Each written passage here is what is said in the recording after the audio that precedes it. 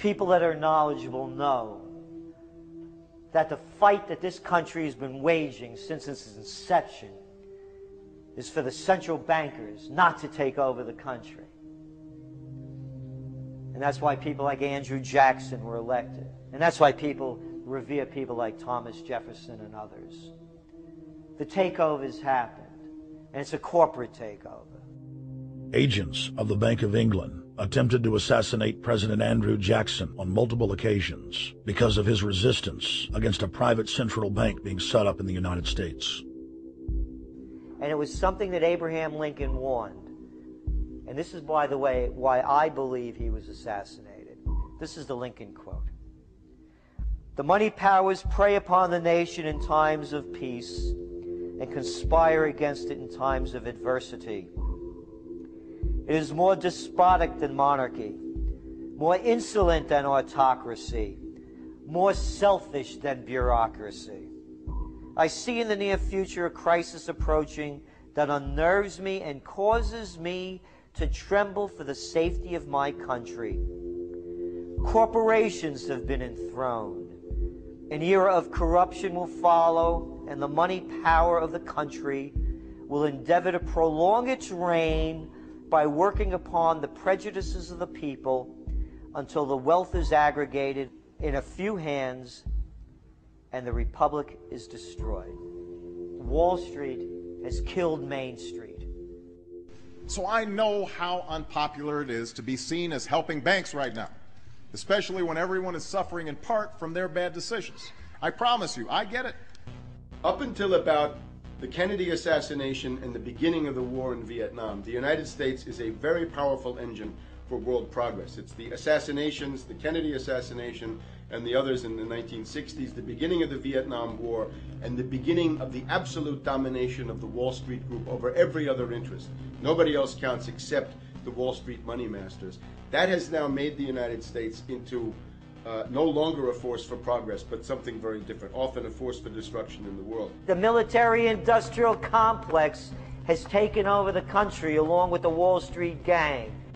If you look also at the people that Obama has put on his appointments list, it's all Wall Street. It's government of Wall Street, by Wall Street, and for Wall Street.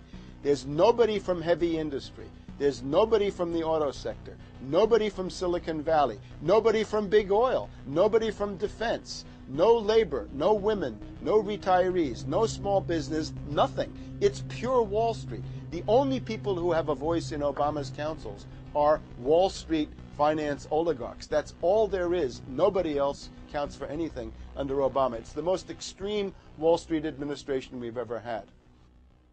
Before his death, President Woodrow Wilson apologized to the public, regretting that he had been deceived by a group of international bankers, and the country's financial system had fallen into their iron grip via the Federal Reserve Act of 1913.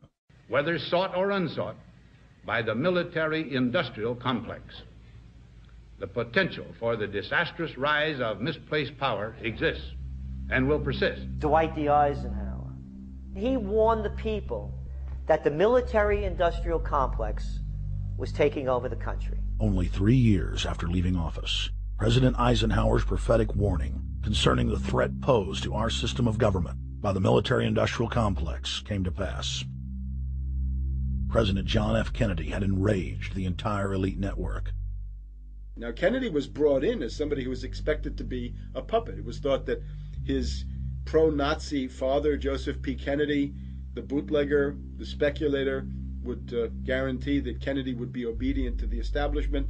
They thought that Kennedy was a sex maniac who could be manipulated through all of this, but it turned out that through his personal suffering, Kennedy had discovered a personal sense of himself which went beyond just being a puppet, and he began to think about things like economic recovery, world peace, having a space program, making deals with the Soviets, cutting the Federal Reserve down to size, and a whole series of other things. Executive Order number 11110, signed by President Kennedy, began the process of abolishing the private Federal Reserve. Kennedy was also pushing for real civil rights reform and had begun the process of pulling the troops out of Vietnam.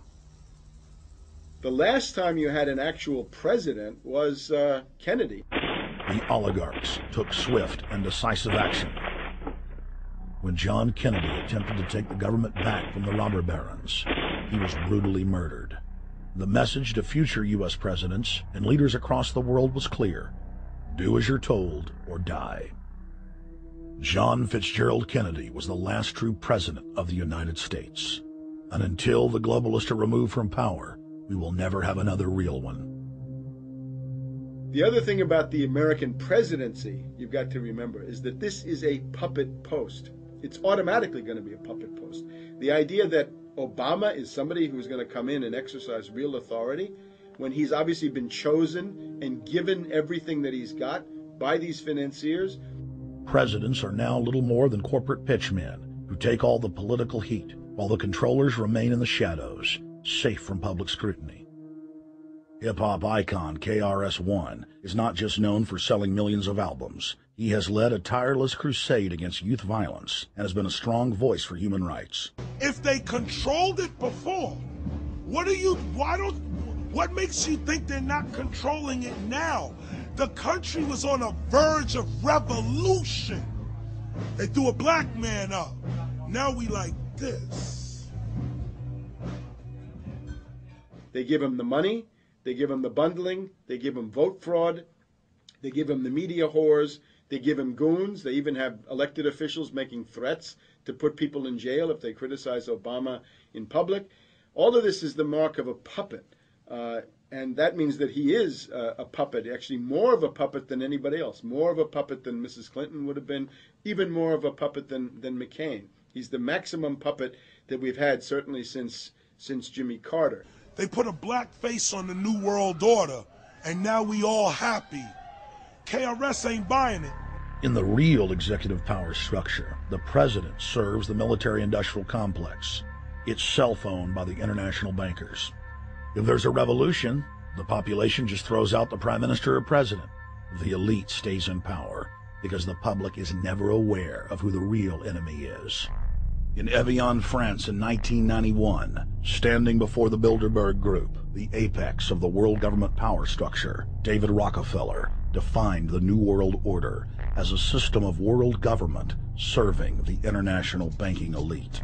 For decades, the banker-owned media would attack anyone who dared to warn the public that a dictatorial world government was being constructed right under their nose, and that national sovereignty was being deliberately destroyed.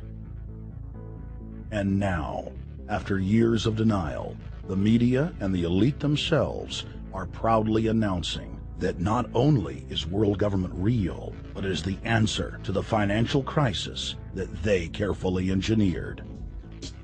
Suddenly, the Wall Street Journal tells us that the North American Union is here, and that getting rid of the dollar for a common currency with Canada and Mexico is good. The Financial Times of London, published by a member of the Bilderberg Group, crowed that a dictatorial world government had been kept in the shadows for our own good, and that it was now time for it to emerge from behind the curtains of national security. White House Chief of Staff Rahm Emanuel stated on record that they can't let this crisis go to waste. You never want a serious crisis to go to waste. And what I mean by that, it's an opportunity to do things that you think you could not do before.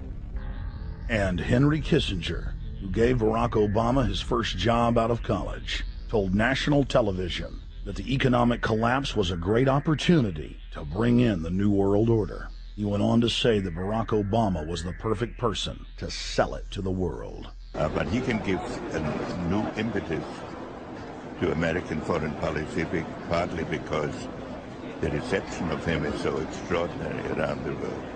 I think his task will be to develop an overall strategy for America in this period when really a new world order can be created. It's a great opportunity. It isn't just a crisis.